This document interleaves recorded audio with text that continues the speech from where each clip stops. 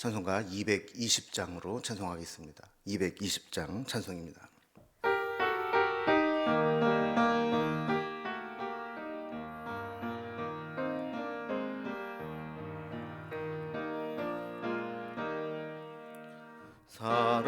사랑하는 주님 앞에 형제자매 한자리에 주신 은혜 생각하며 즐거운 찬송 부르네. 내 주 예수 본을 받아 모든 사람 내 몸같이 환난 근심 위로하고 진심으로 사랑하세. 사랑하는 주님 앞에 온갖 충성 다 바쳐서 괴로우나 즐거우나 주님만 힘써 섬기네. 우리 주님 거룩한 손 제자들의 발을 씻어 남 섬기는 종의 도를 몸소 행해 보이셨네.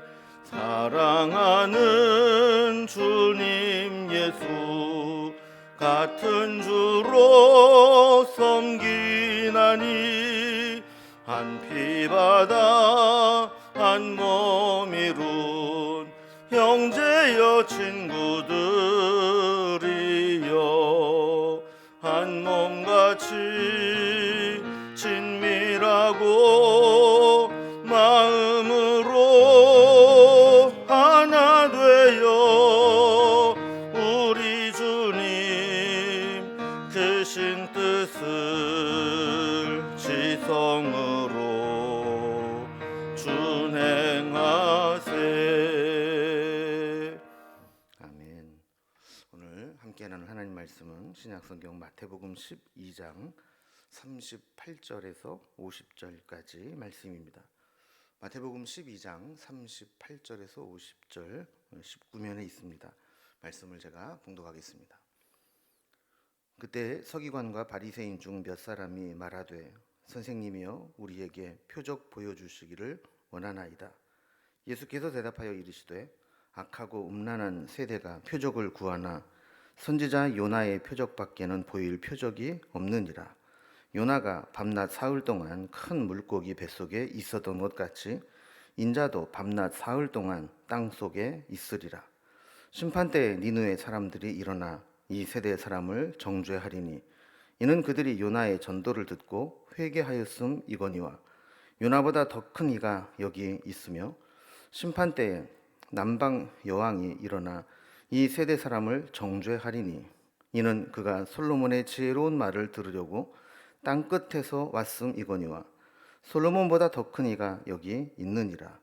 더러운 귀신이 사람에게서 나갔을 때에 물 없는 곳으로 다니며 쉬기를 구하되 쉴 곳을 얻지 못하고 이에 이르되 내가 나온 내 집으로 돌아가리라 하고 와보니 그 집이 비고 청소되고 수리되었거늘 이에 가서 저보다 더 악한 귀신 7을 데리고 들어가서 거하니 그 사람의 나중 형편이 전보다 더욱 심하게 되느니라. 이 악한 세대가 또한 이렇게 되리라. 예수께서 무리에게 말씀하실 때에 그의 어머니와 동생들이 예수께 말하려고 밖에 섰더니 한 사람이 예수께 여짜오되 보소서 당신의 어머니와 동생들이 당신께 말하려고 밖에 서 있나이다 하니 말하던 사람에게 대답하여 이르시되 누가 내 어머니며 내 동생들이냐 하시고 손을 내밀어 제자들을 가리켜 이르시되 나의 어머니와 나의 동생들을 보라. 누구든지 하늘에 계신 내 아버지의 뜻대로 하는 자가 내 형제요 자매요 어머니이니라 하시더라. 아멘. 우리 어제 본문에 이어서 오늘 이 본문도 예수님을 공격하고 비난하는 이 바리새인 서기관들 종교 지도자들과의 관계에서 일어나는 일의 연속입니다. 이 서기관과 바리새인들로 대표되는 이 종교 지도자들은 한편으로는 예수님을 귀신의 왕 바알세불의 힘을 입어서 귀신을 쫓아낸다 이렇게 비난을 했습니다. 그런데 오늘 본문에 보면 또 한편으로 예수님에게 표적을 보여줄 것을 요구하는 모습을 보게 됩니다. 이에 예수님은 요나의 표적밖에는 보일 것이 없다 말씀하시면서 이 종교 지도자들은 차라리 요나의 말씀을 듣고 회개한 니느웨 백성들만 못하다. 또 멀리 솔로몬의 지혜를 듣기 위해서 남방에서 찾아온 남방 여왕만도 못하다 이렇게 책망을 합니다. 그러면서 이들과 대조적으로 예수님을 믿고 따르는 제자들은 예수님의 형제 자매로 새로운 가족이 되었다 이런 말씀을 주십니다. 오늘 말씀을 이제 단락별로 좀 구분해 보면 먼저 표적을 구하는 자들에게 요나의 표적으로 설명하는 예수님의 모습이 나오게 됩니다.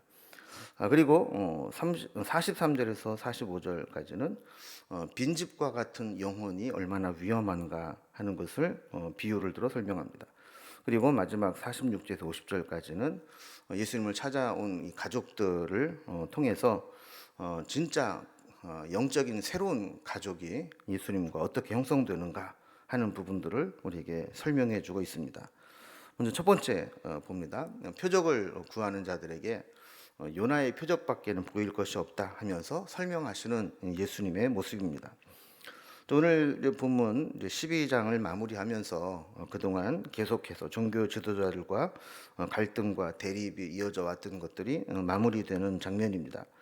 38절에 보면 그때에 서기관과 바리새인 중 몇 사람이 말하되 선생님이여 우리에게 표적 보여주시기를 원하나이다 그랬습니다. 사실 이제 그들은 예수님께서 놀라운 표적을 보여주셔도 믿을 자가 아닙니다. 어쩌면 표적을 구하는 것 자체도 예수님을 시험하고 또 기적을 행하게 될 때 그 과정에서 뭔가 예수님을 공격할 빌미를 찾으려고 표적을 구하는 것이지 정말 예수님을 믿기 위해서 자신의 믿음을 시험하기 위해서 표적을 구하는 것이 아니었습니다. 이런 마음을 잘 아시는 예수님께서는 그들에게 이렇게 대답을 하십니다. 39절에 보면 예수께서 대답하여 이르시되 악하고 음란한 세대가 표적을 구하나 선지자 요나의 표적밖에는 보일 표적이 없느니라 그랬습니다. 예수님께 표적을 구하는 서기관과 바리새인들을 향해서 예수님은 악하고 음란한 세대다 이렇게 말씀을 합니다. 그런 자들에게는 아무리 표적을 보여주어도 악하고 음란한 세대들은 악의적으로 해석할 것이 분명하다라는 겁니다. 그래서 그들에게 입맛에 맞게 어떤 표적을 보여주는 것이 아니라 이미 행했던 요나의 사건을 통해서 이것이 하나의 표적이 되어 너희들을 설명할 것이다 라는 겁니다. 요나의 표적은 두 가지 의미로 생각해 볼 수 있습니다. 하나는 요나가 큰 물고기 뱃속에 삼켜졌다가 그 속에서 사흘 만에 토해냄을 당한 것과 마찬가지로 예수님도 십자가에서 죽으시고 사망의 그늘 아래 사흘간 있다가 다시 살아날 것을 말씀하는 겁니다. 그래서 40절을 보면 요나가 밤낮 사흘 동안 큰 물고기 뱃속에 있었던 것 같이 인자도 밤낮 사흘 동안 땅 속에 있으리라 그랬습니다. 예수님의 십자가와 부활을 모를 때는 단순히 요나의 이 물고기 뱃속이 그냥 뱃속에서 기적적으로 살아난 사건이다라고 알고 있었지만 이 요나의 사건이 예수님의 부활을 예표한 표적 사건이 되었다라는 겁니다. 또 요나의 표적의 두 번째 의미는 요나의 이 전도와 말씀을 듣고 회개했던 니느웨 사람들의 모습입니다. 유대인들은 니느웨 사람들이 이방인이고 악한 아수르의 백성이라고 하면서 그들은 멸망당해도 마땅한 사람이라고 늘 생각을 해왔습니다.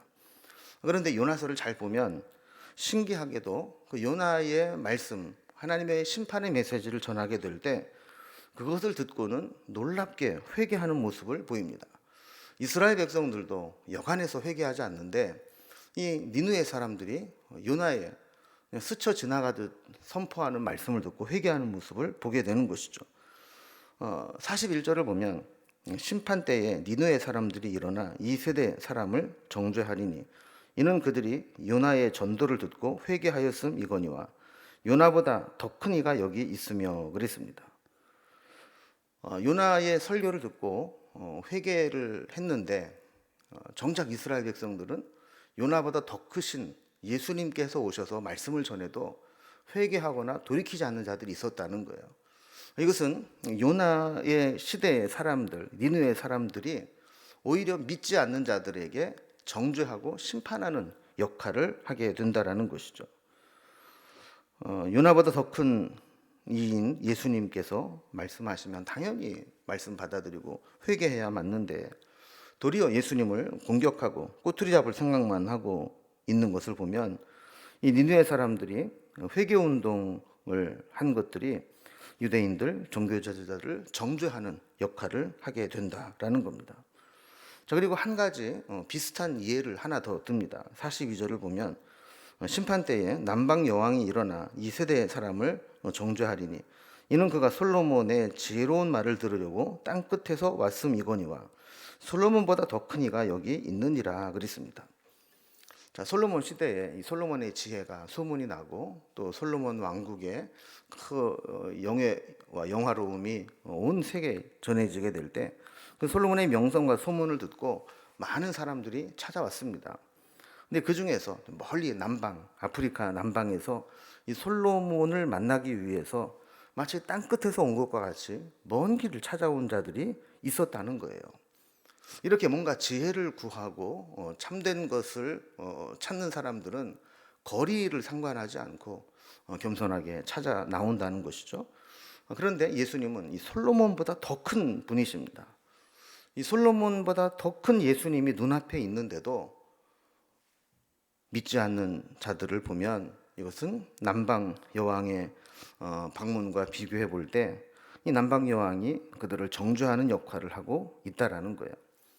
그래서 예수님은 표적을 구하는 자들에게 정말 필요한 것은 표적을 구하는 게 아니고 예수님을 믿음으로 받아들이는 것, 이것이 중요하다라는 말씀을 합니다. 자, 그러면서 두 번째 단락을 보면 빈집 같은 영혼이 얼마나 위험한가 하는 것을 설명합니다. 예수님은 이 서기관과 바리새인들은 이 귀신들의 거처가 되는 빈집과 같다, 이렇게 비유를 들어 설명합니다. 43절과 44절을 보면 더러운 귀신이 사람에게서 나갔을 때 물 없는 곳으로 다니며 쉬기를 구하되 쉴 곳이 없어 얻지 못하고 이에 이르되 내가 나온 내 집으로 돌아가리라고 와 보니 그 집이 비고 청소되고 수리되었거늘 그랬습니다. 이 종교 지도자들은 율법과 종교 행위로 청소되고 수리된 빈집과 같다라는 겁니다. 그들에게 정말 중요한 것은 속에 있는 이방인과 같이 더럽고 추악한 것들을 벗어버리는 율법과 종교 행위가 있는 것은 비교적 선한 행동이죠. 그러나 여기에서 그쳐서는 안 된다는 겁니다. 이제는 말씀과 또 순종의 믿음을 그 속에 채워야 했던 겁니다. 기껏 율법과 종교 행위로 더러운 것들을 다 쫓아내고 깨끗하게 하고 청소하고 수리했지만 그곳에 다른 하나님의 은혜로 믿음으로 채우지 못하게 될 때 그 이전에 행하던 악한 것들이 다시 채움받을 수 있다라는 것입니다.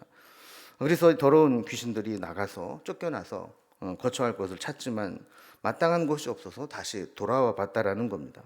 그랬더니 오히려 자신들이 나갈 때보다도 더 청소되고 수리된 거하기 더 좋은 빈집이 되었다는 것이죠. 쓸어 살기 딱 좋은 환경이 되었다라는 겁니다. 그래서 45절을 보면 이에 가서 저보다 더 악한 귀신 7을 데리고 들어가서 거하니 그 사람의 나중 형편이 전보다 더욱 심하게 되느니라. 이 악한 세대가 또한 이렇게 되리라 그랬습니다. 율법을 가지고 율법을 주신 하나님을 만나지 못한다면 하나님의 뜻을 구하지 못하는 자는 이전과 비교할 수 없을 정도로 흉악한 귀신의 지배를 받을 수 있다라는 겁니다.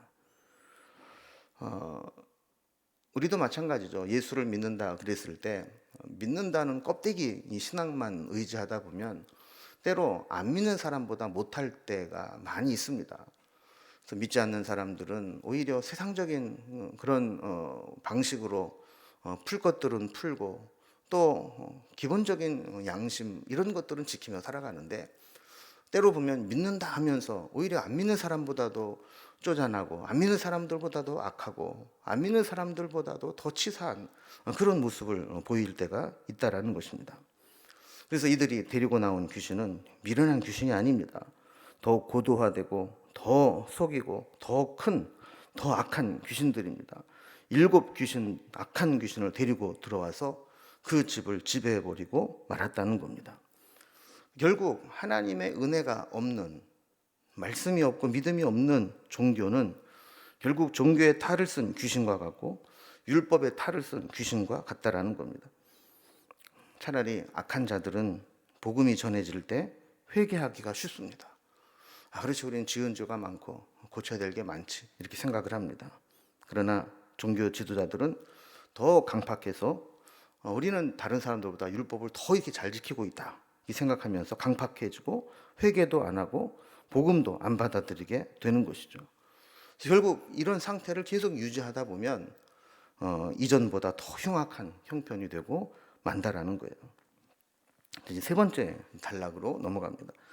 이제 이 모든 이 바리새인들과의 관계를 정리하면서, 바리새인들은 정죄하고 또 심판을 전했지만 또 반대로 예수님을 따르는 자들에 대해서 마무리하는 것을 보게 됩니다. 그래서 예수님의 새로운 가족관, 예수님의 가족이 된다는 것이 어떤 의미인가를 설명합니다.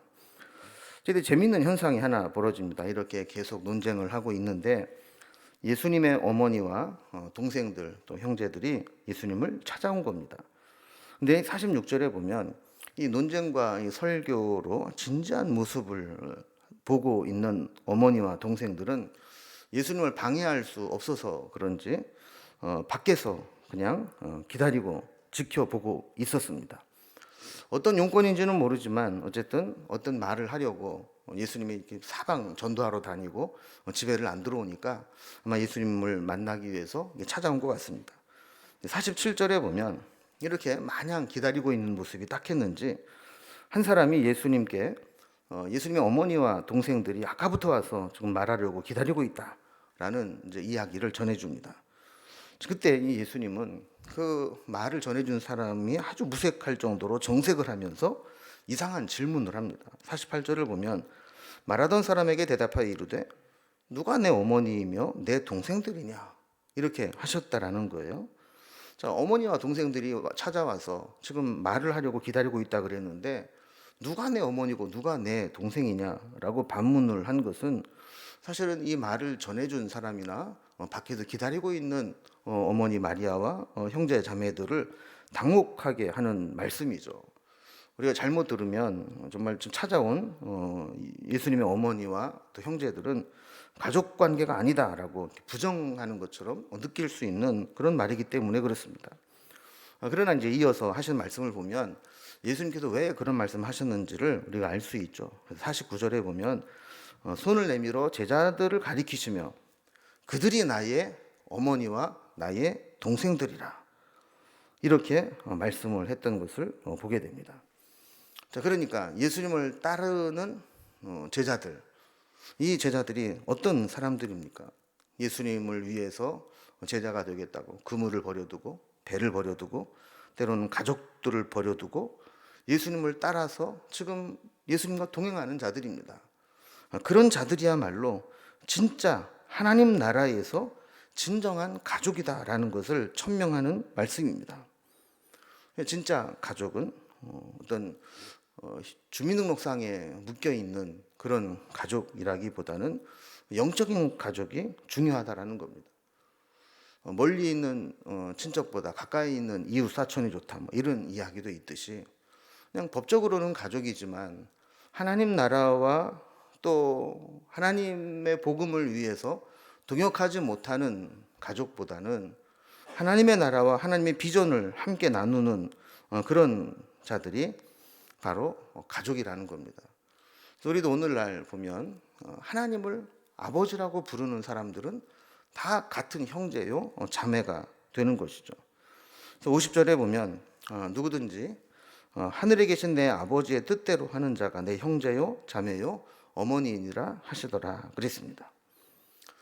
우리는 여기에서 함께 신앙생활을 하는 믿음의 지체들이 사실 얼마나 중요한가라는 것을 다시 한번 깨닫게 됩니다. 함께 가까이 지내다 보면 같은 믿음을 가진 사람들도 때로는 상처를 받을 수 있고 또 시험에 들 수가 있습니다. 그러나 우리는 서로 사랑하고 협력하며 하나님의 나라를 함께 이루어 가야 될 새로운 가족 공동체입니다.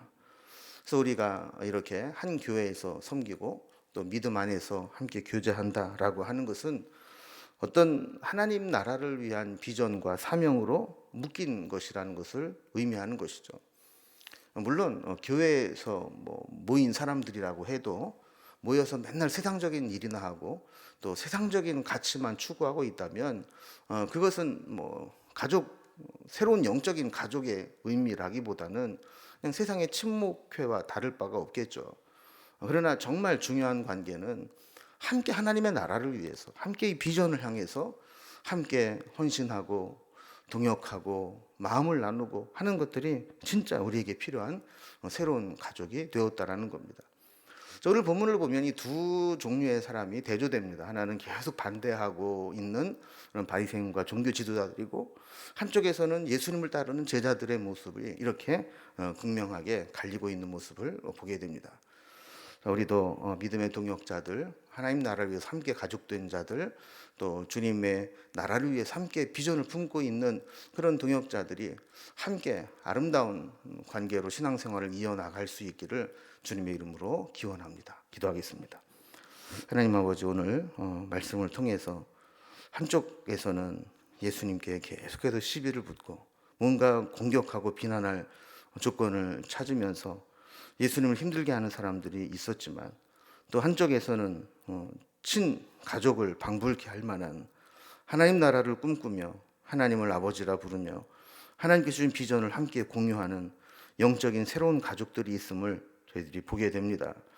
우리가 함께 신앙생활하는 믿음의 동역자들에게 이런 좋은 믿음의 관계가 이어질 수 있도록 인도하여 주시고, 함께 하나님 나라를 꿈꾸고 같은 비전을 품고 하나님 나라를 위해서 살아가는 그런 동역자들이 될 수 있도록 인도해 주시옵소서. 오늘 하루도 함께 믿음의 동역자들로 인해 힘을 얻게 하여 주시고, 믿음의 교제를 통해서 영적으로 충만해지는 삶을 살아갈 수 있도록 인도해 주옵소서.